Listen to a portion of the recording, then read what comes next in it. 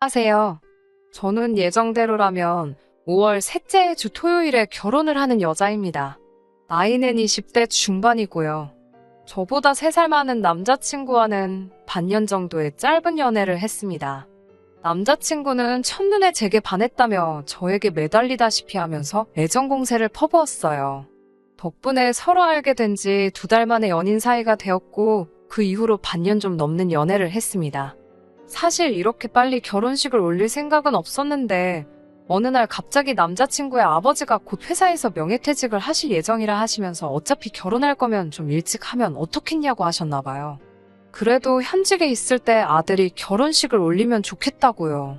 솔직히 친정부모님은 이 부분을 굉장히 마음에 들어하지 않아 하셨지만 그래도 남자친구가 주말마다 찾아와서 인사드리고 노력한 결과 이렇게 속전속결로 결혼 준비를 하게 되었네요. 저는 대학교를 1년간 휴학하면서 공무원 시험을 준비했습니다. 그리고 그 이듬해 7급 공무원 시험에 합격할 수 있었어요. 그 이후로 처음엔 대학교는 취업계를 내고 일을 하면서 천천히 졸업을 할까 고민하다가 자퇴를 하는 쪽으로 마음을 정했습니다. 그 이유는 저희 집 경제 사정 때문이기도 했습니다. 아버지는 예전에 공사장에서 일을 하시다 무릎을 다치셨는데 제때 치료를 받지 못해서 지금도 거동이 불편하십니다. 그나마 어머니가 노래 강사로 동네 복지관이나 문화센터에서 수업을 하시면서 벌어오시는 수입으로 저희 세 식구가 생활을 하고 있었습니다. 그렇기에 공무원 시험까지 합격한 마당에 등록금을 쏟아부으면서 대학을 다녀야 할 이유가 없더라고요. 남자친구는 당시 보험회사를 다니며 보험 설계사로 일하고 있었고 모아둔 돈은 많이 없다고 하더라고요. 저 역시 이제 막 수험 생활을 끝내고 사회인이 되었으니 모아둔 돈이라곤 대학교 때 아르바이트를 하며 모은 몇백이 전부였죠. 둘의 사정을 이해하신 양가 부모님으로부터 최소한의 도움을 받아 허례허식 없이 결혼 준비를 시작했습니다. 집값과 예식장 비용까지 정확하게 반반으로 부담했기 때문에 큰 잡음이나 트러블은 없었고요. 하지만 지금 저는 파혼을 생각하고 있습니다. 그 이유는 바로 시모 때문이에요. 아니 사실 뭐 시모만 문제겠어요. 그런 시모를 어떻게 하지 못하는 시부와 남편도 다 한통속이지요. 3주 전에 있었던 일입니다. 예비 시가의 청첩장과 관련하여 드릴 말씀이 있어서 다녀왔는데 여기서 문제가 생겼습니다. 시모가 저에게 대뜸 신혼여행에 가서 아이를 만들어 오던지 아니면 아무리 늦어도 5월 안에는 제가 임신을 해야 한다고 하시더군요. 제가 그게 무슨 말씀이냐고 하니 얼마 전 점집에 다녀오셨는데 그 점집에서 내년 2월에 꼭 아이를 낳아야 똑똑하고 건강한 아이를 낳을 수 있다고 그랬다는 거예요. 물론 예비 시모야 좋은 뜻으로 가서 점도 보고 저한테 그러시는 거였겠지만 기분이 좋지만은 않았습니다. 만약에 제가 시모가 정해준 시기에 아이를 못 갖고 못 낳아 다른 시기에 낳게 된다면 제 애는 똑똑하고 건강한 아이가 아닐 거란 뜻인가 생각하니 벌써 찜찜한 마음까지 들더라고요. 그런 제 속도 모르고 시모는 저에게 임신에 힘쓰고 엄마와 아내로서 사는데 집중하라고 하시더군요. 아들이 하나뿐이니 며느리 노릇도 잘 해달라고 하셨고요. 그리고서는 아이 셋을 낳은 후에는 직장에 다녀도 된다고 하시기에 제가 직장에서 그렇게는 안 해줄 거라고 하니까 예전에는 멍청한 애들이나 하던 공무원이 요즘 너무 까다롭다면서 혀를 차시더군요. 솔직히 이런 이야기를 들을 때 이미 이 결혼은 하는 게 아닌 것 같다는 생각을 하고 있었어요. 하지만 이미 주변 사람들한테 청첩장도 다 돌린 상황이었기에 결단을 내리는 게 생각만큼 쉽지 않았습니다. 그래서 일단은 남자친구에게 나는 결혼해도 직장을 관둘 생각은 없고 아이도 한 명만 낳을 거라고 했어요. 아이를 낳으면 내가 다 육아를 해야 하는데 그럼 나는 똑같이 채용된 남자 동료들에 비해 그만큼 뒤처질 수밖에 없다고요. 그리고 결혼 비용도 공평하게 부담했으니 며느리 노릇 사위 노릇 공평히 하고 명절에는 번갈아 가면서 설날엔 시댁 먼저 추석엔 저희 집 먼저 가자고 했습니다. 그리고 저는 결혼을 하는 거지 남자친구한테 시집을 가는 게 아니니까 지난번처럼 고압적인 태도로 시모가 저에게 너는 이제 우리 집 귀신이라는 등 출가 외인이라는 등의 말씀은 하지 않게 중간에서 잘 막아달라고 했어요. 남자친구는 저의 그런 요구에 좀 놀란 것 같기는 했지만 제가 이 정도도 합의가 안 되면 결혼 다시 생각해보자고 좀 세게 나가봤습니다. 그러자 남자친구가 자기는 저를 너무 좋아해서 저를 닮은 아이를 셋을 낳고 싶고 공무원은 육아휴직 제도도 발달해 있으니까 아이를 많이 낳아도 잘리거나 뒤처지지 않을 것 같다고 저를 설득하려 들더라고요.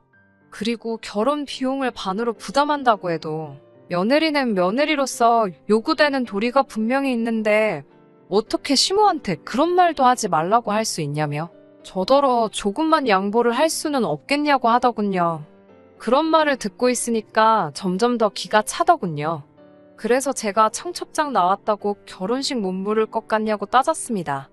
그제서야 남자친구는 제가 진심으로 하는 말이라는 걸 이해했는지 알겠다며 꼬리를 내리더군요.